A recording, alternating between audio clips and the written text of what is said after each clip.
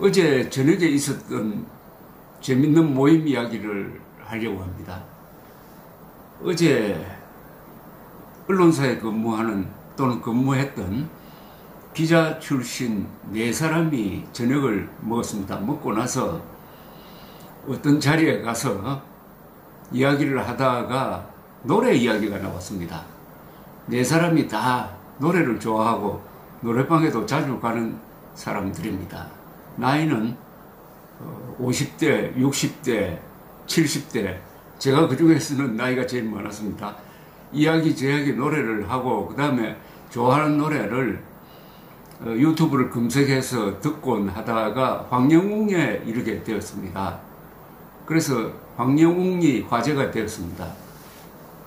황영웅이 최근에 부른 노래 몇 개를 틀면서 황영웅이 부른 여자 일생, 황영웅이 부른 아내에게 바치는 노래를 부른 다른 가수들 노래도 들으면서 비교를 해 갔는데 결론은 황영웅 노래가 독보적이라는 이야기입니다. 황영웅 노래가 왜 이렇게 독보적이냐? 근데 아내에게 바치는 노래는 황영웅뿐만 아니라 임영웅도 부르고 뭐 여러 가수들이 불렀습니다. 물론 하수영 씨가 원곡이죠. 그분은 안타깝게도 30대 초반에 1980년대 초에 돌아가셨습니다. 다 듣고 결국 황영웅으로 돌아오는 것이었습니다. 황영웅 노래가 왜 이렇게 가슴에 파고드느냐 라고 이야기를 하다가 또 어느 한 점에 수렴되었습니다. 황영웅 노래는 나를 위해 불러주는 것 같다. 다른 사람이 부른 노래는 그냥 무대에서 멋지게 아주 잘 부르고 나는 관객석에 앉아서 멀찌감치 쳐다보는 이런 어떻게 보면 제3자적 관계에서 노래를 듣는데 황영웅 노래는 바로 옆에서 나를 위해서 아니가 나만을 위해서 들려주는 1대1의 노래처럼 들린다. 이게 결정적인 차이다 라고 결론을 내렸습니다. 역시 기자들이니까 관찰력이 상당히 날카로웠습니다. 결론은 황영웅의 노래는 상당히 퍼스널하다는 겁니다. 개인적이라는 겁니다. 즉 바로 나를 위해서 불러주는 것 같다. 어떻게 보면 황영웅 노래를 내가 독차지하고 있는 것 같다 는 느낌을 주는 점에서 어떤 다른 가수보다도 다르다 이렇게 된 겁니다. 그렇게 되니까 그동안 제가 황영웅 동영상을 올렸을 때 여러분들이 보내주시는 글에서 느꼈던 어떤 수수께끼가 풀리는 듯 했습니다. 많은 사람들이 황영웅 노래를 들으면은 내가 지난 인생을 참 잘 살아왔다. 내 자신이 대견하다. 라고 느낀다는 겁니다. 빈지게라든지 인생아 고마웠다에 대한 반응이 많았습니다. 그래서 내가 지금 앓고 있는 어떤 정신적 질환이라고 그럴까요? 그것으로부터 벗어났다. 우울증에서 벗어났다. 아들을 먼저 보내고 가슴 앓이 하고 있었는데 황영웅 노래 들으니까 그게 가슴 속에서 스르르 풀어지더라. 또 미워하는 사람이 있었는데 황영웅 노래 듣고는 용서하게 되었다.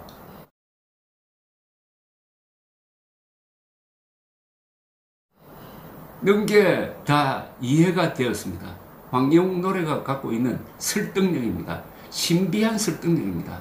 어떤 분석가는 황영웅 노래에는 뭔가 있다라고 했습니다. 뭔가 신비한 게 있다는 겁니다. 뭔가 있는데 이게 말로 표현하기는 좀 어렵다. 그런데 뭔가 대단한 게 있다는 겁니다. 그게 막 영어로 하면은 미스터리죠. 미스터리.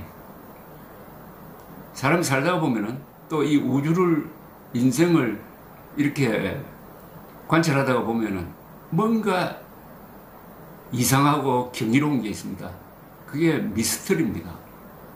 미스터리야말로 인생의, 우주의 그 아름다움의 핵심이죠. 그러면서 오늘 이 조갑재 TV 동영상 댓글창을 쭉 읽으면서 그와 공감하는, 어제 우리 기자들이 모여서 이야기했던 것과 맥락이 통하는 글들이 많이 발견이 되었습니다. 하나씩 소개를 해드리려고 합니다. 저도 사실 가정이 안 좋은 사연이 있었는데요. 황영웅님 덕에 살게 되었어요. 황영웅님 살리기에 매일매일 신경 쓰다가 보니까 제가 죽으려고 하던 생각이 없어지고 황영웅님 콘서트 하는 날만 기다리고 있어요. 나날을 보내며 현재는 마음이 편하게 되어서 살고 있어요. 황영웅님이 저를 살렸어요. 너무 감사하지요. 그전에는 임영웅을 좋아했는데 현재는 비교할 수 없이 황영웅님이 잘한다는 느낌이 듭니다. 이 구체적인 사례네요. 죽고 싶었는데, 아니 죽으려고 했는데 황영웅 살리기가 더 급해가지고 이러다가 보니까 그런 고민이 없어지고 이제는 기쁘게 살고 있다는 것 아닙니까? 이 말을 들으니까 제가 오래전에 인터뷰했던 생각이 납니다. 1996년에 제가 하노이에 갔습니다. 월남에 가서 월남전을 승리로 이끌었던 국방장관, 월남 국방장관 출신의 유명한 지압 장군을 만났습니다. 지압 장군이라고 하면은 20세기 세계 전체를 통해서 명장 한 20명 안에는 들어가는 분입니다. 그때 제가 만났을 때는 80대고 연로하셨어요. 어떤 산속 별장에서 만났는데 군복을 아주 단정하게 입고 나왔습니다. 말하자면 전설을 만나는 거죠. 이 사람은 월남전을 지도하면서 프랑스 군도 쫓아내고 미군에도 이기고, 그 월남 군대는 나중에는 중국군하고도 싸워서 이깁니다. 대단한 장군이시는데 제가 첫 마디를 이렇게 물었습니다. 어떻게 이렇게 건강하십니까? 건강의 비결이 뭡니까? 라고 물었더니 이분이 두 가지입니다.